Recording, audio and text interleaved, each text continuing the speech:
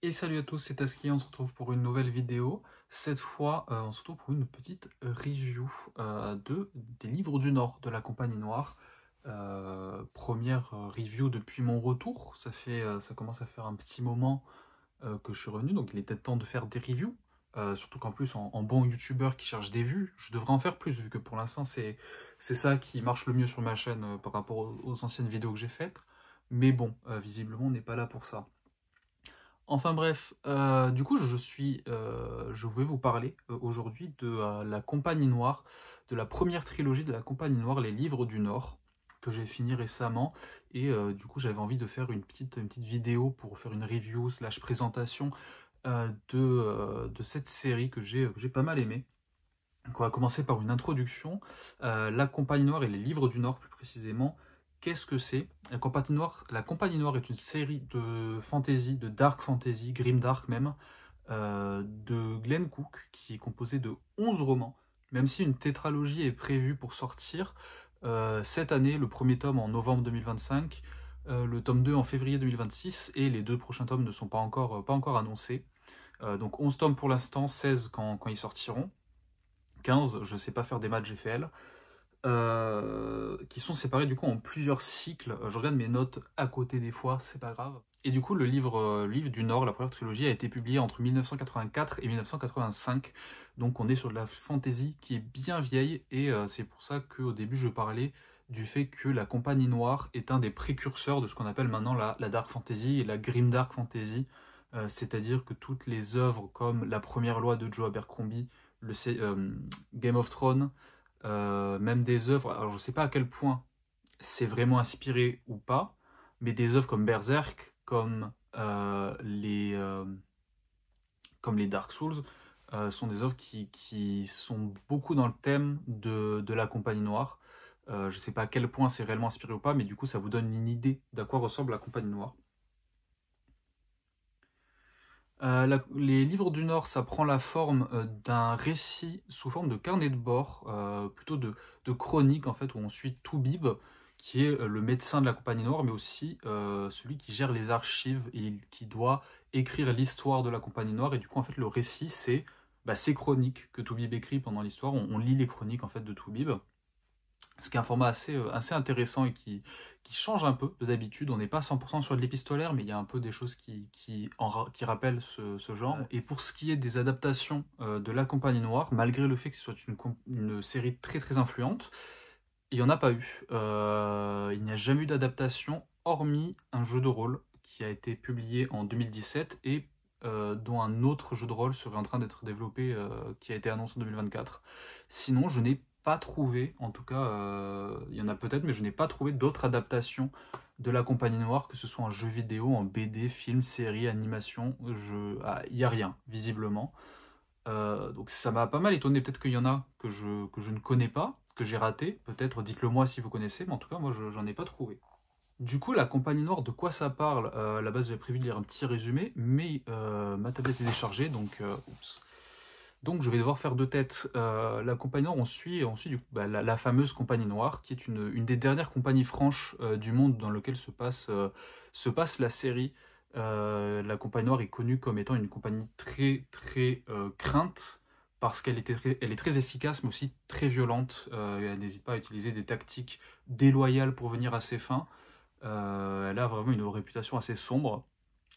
Et du coup, on suit, comme j'ai dit avant, le récit du point de vue de Toubib, qui écrit les chroniques de la Compagnie Noire, alors que cette dernière se retrouve engagée par la Dame, qui est une sorte de magicienne surpuissante à la tête d'un groupe qui s'appelle les Asservis, qui sont un autre groupe de mages puissants qui sont à son service, alors qu'elle tente de dominer le monde, en fait, de conquérir le reste du monde, comme son mari l'avait fait bien avant, son mari qui s'appelait le Dominateur. Donc déjà des noms très pas trop edgy, ça va. Pour commencer, déjà, les trigger warnings, il y a tout. Si vous pensez à un truc qui peut vous trigger, c'est très probablement dans la Compagnie Noire. C'est violent, mais très très très violent, très graphique. Il y a vraiment rien qui y passe, hein. Quand je parle de tout, je veux dire vraiment tout. Donc ce n'est pas pour tout le monde, la Compagnie Noire, il faut être accroché, mais si vous aimez ça, je pense que vous êtes prêt à lire ce genre de choses. Et ça mène à un des premiers bons points pour moi de la Compagnie Noire, qui est en fait cette description de cette fantaisie militaire, parce que c'est aussi de la fantaisie militaire. On suit une compagnie mercenaire dans son quotidien, on suit le point de vue du coup d'un de ses membres qui raconte ce qui se passe, et on sent que Glenn Cook en fait a fait la guerre du Vietnam, je crois. Il me semble, je suis pas sûr sur la guerre qu'il a fait, mais en tout cas c'est un ancien militaire. Et du coup, on sent cette expérience et ce ressenti dans sa façon d'écrire. On suit vraiment les soldats de cette compagnie alors qu'ils doivent transpirer à travers leurs efforts, qui doivent marcher dans la boue sur des kilomètres et des kilomètres alors qu'ils font leur marche et qu'ils avancent dans leur conquête ou qu'ils fuient des ennemis. On suit la tension et le stress qu'il y a pendant des sièges. Et tout ça, c'est très bien écrit. On ressent vraiment, je trouve, cette sensation de la mort en fait qui guette à tout moment, de la difficulté de la vie, de cette vie, et à quel point elle est ingrate et elle est vraiment très très punitive. Mais on sent aussi cette camaraderie qu'il y a chez les personnages. La Compagnie Noire a pour credo de ne jamais abandonner qui que ce soit derrière elle, de ses membres en tout cas, et de ne jamais poser de questions. Tu es dans la Compagnie Noire et on s'en fiche de ton passé, ce que tu es, c'est avant tout un camarade, et on sent vraiment ce côté camaraderie qu'il y a dans la Compagnie Noire, malgré les personnages qui ne sont pas forcément tous amis, qui ne s'entendent pas tous, ils restent avant tout des membres de la compagnie. Et je trouve que ça apporte un élément très sympa à cette série. Autre chose qui change un peu peut-être des autres fantaisies, c'est que les personnages, c'est des vétérans, c'est des vieux. Toubib passe sa vie à se plaindre qu'il est vieux et qu'il a mal aux os et qu'il n'arrive plus à courir, qu'il était meilleur dans sa jeunesse, et c'est le cas en fait de tous les personnages, hein. Il y en a certains personnages qui sont des magiciens ont plus de 100 ans. Toubib, je sais plus exactement l'âge qu'il a, mais il doit être dans les 50 peut-être, un truc comme ça, peut-être 60, je sais pas exactement, mais enfin, il est vieux quoi. Et du coup, ça change un peu de ces personnages qui sont des jeunes orphelins qui ont 10, 12, 15 ans, voire même moins, hein. Je crois que je l'ai pas lu, mais je crois que c'est dans le livre de Robin Hood, l'Assassin Royal, qui commence à 6 ans, je crois, le personnage. En tout cas, ça change du coup de ce genre de clichés qu'on pouvait avoir et qu'on aura toujours aussi après, hein. Ça a beau être très, très tôt, la Compagnie Noire, avant les Robin Hood et compagnie, il me semble. C'était quand même en avance sur son temps sur ce point de vue-là. Un autre bon point, mais à la fois un mauvais point, je vais développer sur ça, c'est les personnages. Les personnages de la Compagnie Noire ne sont pas vraiment très développés, dans le sens où c'est plutôt des personnages statiques qui changent pas énormément entre le tome 1 et le tome 3, à part certains, mais c'est des personnages qui sont très statiques et qui sont en fait beaucoup liés à leur passé, à leur façon de penser, aux événements ils vont réagir aux événements, mais pas forcément être changés par ces événements. Je reparlerai du passé après parce que c'est pour moi un élément assez important de la Compagnie Noire. Mais du coup, on a des personnages qui sont très statiques, donc c'est quelque chose qui peut déplaire à certaines personnes, hein. S'ils veulent des personnages qui auront vraiment un gros développement de personnages à travers la trilogie, c'est pas forcément la meilleure saga pour ça. En tout cas, dans la première trilogie, hein, je peux pas dire pour les autres tomes. Mais malgré tout, ça reste des personnages qui sont pour moi bien écrits et qui sont attachants, et on s'y attache. Mais on s'y attache pas parce qu'on a vécu leur développement et qu'on a vu leur évolution, mais plus à la manière en fait de la camaraderie de la Compagnie Noire, parce que ça fait 3 tomes qu'on lit ces personnages, qu'on voit leurs conneries, leurs difficultés, qu'on les voit subir ces épreuves, qu'on les voit fêter leur victoire ensemble, et à la manière de un copain dans le bar que vous croisez toutes les semaines, ou à chaque fois que vous allez au bar, ou à chaque fois que vous allez dans votre club de sport, ou quelqu'un avec qui vous entendez bien. Vous n'allez peut-être pas le connaître par cœur, vous ne connaissez pas son passé, vu que l'accompagnant ne pose pas de questions, vous ne le connaissez peut-être pas personnellement, mais vous y êtes attaché, ça fait quand même longtemps que vous le connaissez, ça fait longtemps que vous rigolez à ses conneries, vous l'avez vu dans ses pires moments, et en fait, c'est un peu cet attachement, on a l'impression de ne pas être attaché à ce personnage, jusqu'à ce que quelque chose de dur arrive ou qu'on doive se séparer d'eux. Et je parle pas séparer d'eux dans le sens mort, hein, dans le sens comme moi, quand j'ai fini la trilogie, j'étais en mode, ça me fait chier un peu de quitter ces personnages. Bon, après, il y a d'autres livres derrière, donc ça va, ils sont pas non plus entièrement quittés, mais il y a un peu ce côté-là. Donc voilà, pour ceux qui aiment bien le développement de personnages, peut-être pas le meilleur point, mais les personnages ne sont pas nuls et des coquilles vides non plus. C'est pas le cas. Ils sont développés et ils ont surtout un passé qui les définit en fait comme ils sont. C'est un peu comme si c'était des personnages statiques parce qu'ils ont déjà fait leur évolution. Ils ont déjà vécu leur vie et évolué jusqu'au point où ils en sont. À part certains, pas tous. Il y a quelques exceptions, mais je ne vais pas spoil. Et je vais venir tout de suite sur cette histoire du passé qui est un thème très important de la Compagnie Noire. La plupart des personnages et du récit sont liés au passé. Beaucoup des personnages déjà sont vieux et se réfèrent très souvent à leur passé, à leur jeunesse perdue, à leur force perdue, à même leur motivation perdue. Beaucoup de persos aussi sont dans la compagnie pour des raisons qu'on sait sont liés à leur passé. Il y a certains personnages où on sait pourquoi ils sont là, et c'est ce qui drive, c'est ce qui motive ces personnages, en fait, leur seul intérêt et ce qui les fait pousser l'histoire en avant, c'est un élément de leur passé.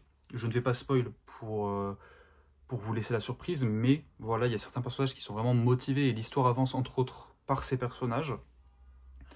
Il y a tout ce côté sur le fait que du coup la Compagnie Noire ne questionne pas le passé, ça revient souvent, on ne pose pas de questions sur le passé des personnages, malgré le fait que des fois Toubib a envie de savoir, notamment léger spoilers, skippé de 10 secondes si jamais vous voulez pas, notamment Silence qui ne parle pas, non pas parce qu'il ne peut pas parler, mais parce qu'il ne veut pas parler, et c'est un des points par exemple où on veut savoir pourquoi dans son passé il a fait ça, pourquoi il a pris cette décision. Pour continuer sur le passé, le récit de la Compagnie Noire, c'est un récit qui est lié dans les chroniques en fait, qui se situent parce que Toubib écrit les chroniques de la Compagnie Noire et le rôle de Toubib, en plus d'être un médecin, c'est de rappeler l'histoire de la compagnie, un travail de mémoire de la Compagnie Noire. Et il y a plusieurs moments dans la série où il raconte l'histoire de cette compagnie au reste de ses camarades et c'est ça qui va un peu les faire tenir, le faire se rappeler des leçons du passé et de la grandeur du passé ou juste se divertir. Et c'est aussi une des raisons, je vais pas spoil, mais c'est un facteur qui impacte beaucoup d'autres personnages et qui est une des raisons principales du choix de Toubib en tant que narrateur, on va dire.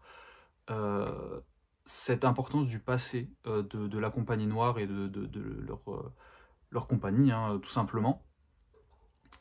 Et aussi les menaces principales, les antagonistes de ce roman sont des menaces du passé aussi.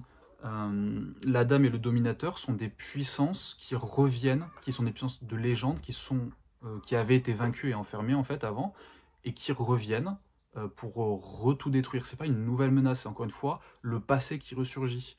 Et même, léger spoiler, la Dame et le Dominateur ne sont pas en bons termes, encore une fois parce que le Dominateur représente un passé néfaste et mauvais de la Dame.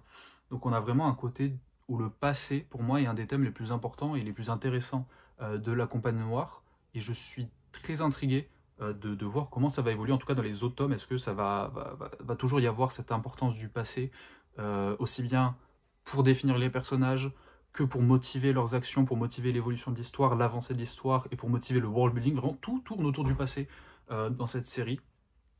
Donc c'est un élément que j'ai beaucoup aimé, en tout cas pour la Compagnie Noire. Au niveau de l'écriture, c'est quelque chose d'assez simple, vu qu'on suit un récit qui se veut être l'écriture de chronique d'une compagnie de mercenaires, qui n'est pas spécialement la compagnie la plus... avec le meilleur vocabulaire ou la plus fleurie, on va dire. Hein. C'est vraiment des personnages qui ont un langage cru, grossier, qui est du rentre-dedans, qui insulte beaucoup, et c'est le cas de la façon qu'a Toubib d'écrire. Et du coup, ça donne quelque chose qui est très facile à lire, mais qui aussi du coup est très dur, très cru, et qui transmet en fait cette sensation de... quand je parlais qu'on avait vraiment l'impression d'être dans une compagnie militaire et mercenaire, c'est entre autres amené par cette écriture et ce point de vue de Toubib, qui écrit vraiment comme un mercenaire, c'est en train d'écrire la vie de tous les jours, en balançant des insultes des fois, en taclant ses camarades, ce genre de choses. En parlant de tacler les camarades, ça me rappelle un petit point sur certains personnages et leur écriture. Petit défaut que j'aurais à dire, c'est que certains personnages mériteraient d'avoir un peu plus de dialogue plutôt que juste la description du point de vue de Toubib. Souvent, ce qui se passe, c'est que c'est Toubib qui va dire « Ah, j'ai vu ces personnages faire ça, ils ont dit ça », mais ils rapportent pas forcément tout le temps leur dialogue. Ce qui d'un côté est crédible, parce que Toubib, il écrit pas les livres sur le moment, il va pas forcément se rappeler de ce qu'ont dit les personnages, mais parfois c'est un peu dommage, notamment sur Gobelin et Quineuil, qui sont deux magiciens de la Compagnie Noire, qui sont un peu des frères d'âme qui s'adorent et qui se détestent, qui passent leur vie à se tirer dessus, à s'insulter, à essayer de ruiner la journée de l'autre, mais ils s'adorent et ils sont inséparables. Et en fait, ils passent leur temps à s'insulter, et je trouve que ça, par exemple, ça aurait mérité qu'on ait plus souvent les dialogues de ces deux personnages. On les a de temps en temps, mais c'est vrai que ça aurait mérité qu'on entende en fait leurs engueulades. Ça aurait été, je pense, ça aurait apporté quelque chose pour développer plus leurs relations et pour les rendre encore plus attachants. Même si Gobelin et Quineuil, pour moi, sont deux des persos les plus attachants des livres du Nord. Ensuite, bon, je parlais des triggers au tout début. La Compagnie Noire, c'est vieux, c'est vieillot, et des fois, c'est pas forcément super en avant, notamment sur les côtés queer. Il me semble qu'il y a quelques insultes qui, des fois, des petites remarques, mais ça reste quand même, pour son époque, je trouve, assez en avant. On pourrait croire par moments qu'il y a un peu de sexisme, notamment à cause des personnages principaux qui ont tendance à beaucoup reluquer les femmes, ce genre de choses, ou à les traiter un peu comme des objets, des pensées un peu malsaines par moments. Mais je trouve d'une part que ça s'explique par le contexte en fait. On est dans une mercenaire avec quasiment avec que des hommes qui voient pas souvent des femmes, donc forcément des fois c'est pas ouf. Et dans un monde aussi sombre que celui-là, oui, des fois ce genre de personnages vont avoir des pensées pas terribles, donc c'est quelque chose qu'il faut savoir. Mais pour moi, ça ne révèle pas forcément une misogynie de la part de l'auteur. Surtout quand on réfléchit en dehors du point de vue de Toubib, dans l'histoire en elle-même, les personnages qui ont du pouvoir sont des femmes. La dame d'un côté, qui est vraiment l'antagoniste principal et un des personnages les plus puissants de cet univers, et pas forcément uniquement puissant dans le sens boum boum je suis trop forte, mais vraiment qui a le pouvoir, qui a le contrôle, qui est un des personnages qui a vraiment le moyen de faire avancer l'histoire en fait. Et plus tard, on va avoir d'autres persos dont je vais pas révéler parce que c'est un peu du spoil, mais les autres persos qui ont ce genre de rôle-là sont principalement des rôles féminins, là où les hommes vont plutôt se faire traîner par ces personnages féminins. C'est vraiment les femmes qui dirigent le plot dans cette série. Donc au final, voilà, il y a un peu ce côté où diégétiquement les personnages sont vraiment des merdes par rapport à ce niveau-là, mais d'un point de vue du récit et de la narration, au final, ça va, je trouve. Donc ça reste pas facile à lire si jamais c'est des sujets un peu sensibles, mais honnêtement, c'est largement tranquille. Un autre thème que j'ai trouvé très sympa, c'est aussi le bien et le mal dans la Compagnie Noire. On est sur du grimdark, mais il y a quand même des notions de bien et d'héroïsme, notamment via ces personnages qui sont vieux, qui se demandent si ça vaut encore le coup d'essayer de faire le bien, qui se demandent s'ils sont dans le bon camp. Est-ce qu'il y a la notion de moindre mal aussi, ce genre de choses, des personnages bons dans le mauvais camp, ou ce genre de questionnement. C'est aussi des questions qui sont traitées, des thèmes qui sont traités dans la Compagnie Noire qui sont assez intéressants, je trouve, qui sont plutôt cool. Au niveau des autres thèmes, on a l'héroïsme, on a l'honneur, l'amitié, la camaraderie, ce genre de choses, ce qu'on peut imaginer d'une fantaisie militaire qui se centre sur une compagnie de soldats, quoi. Et pour ce qui est un autre point un peu mauvais, c'est le world building. Je trouve qu'il était un peu pas tip top, surtout au niveau en fait de la géographie, on va dire, du monde en lui-même. On comprend vite fait, et c'est assez intéressant, toute l'histoire avec le dominateur et la dame et tout ce qui tourne autour d'eux, mais on n'a quasiment pas d'infos sur le reste. Et même au niveau de géographiquement l'emplacement du monde, j'ai un peu du mal des fois à me repérer, à tout comprendre. Donc je trouve ça c'était un point un peu négatif, même si c'est pas forcément ultra pertinent dans le récit, l'importance du world building, mais on s'y réfère quand même souvent. Il y a souvent des références aux lieux, aux endroits où on va, notamment parce que la Compagnie Noire se déplace beaucoup. Oui. Donc voilà, c'est quelque chose à savoir. Je pense que j'ai un peu fait le tour du coup de cette review de la Compagnie Noire pour résumer l'origine de la dark fantasy d'une certaine façon, le père créateur de la dark fantasy pour beaucoup et du grimdark. Je ne sais pas si c'est vraiment historiquement le cas, mais en tout cas c'est celui qui est communément reconnu pour avoir ce rôle. Je recommande beaucoup à ceux qui sont prêts à à lire ce livre, qui sont prêts à avoir ces thèmes qui sont violents et qui sont dark. Mais du coup, si vous êtes prêt à supporter ce genre de récit, foncez lire La Compagne Noire, qui est encore super cool à lire et qui se lit assez vite. Donc, grosse recommandation. Je sais pas si ça ferait partie de mes favoris de tous les temps, mais en tout cas, j'ai hâte, moi, de continuer et de lire la suite. N'oubliez pas de partager, liker et tout le tintouin, et moi je vous retrouve pour une prochaine vidéo.